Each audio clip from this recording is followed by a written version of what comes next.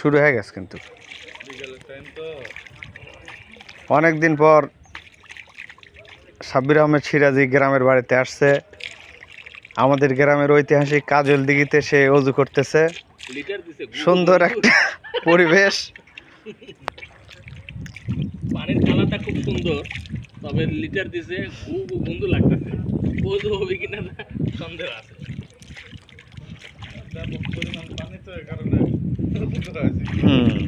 এখন জারি পানির মধ্যে আমরা তোয়া দিবি হচ্ছে কিনা না সেটা দেখেই হচ্ছে। ভিউটা দেখায়, সমস্যা নাই।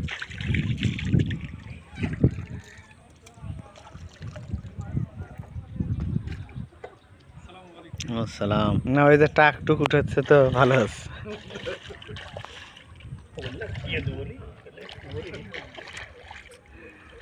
আল্লাহ ফাইন, খালে ছেড়ে দিলে হয়।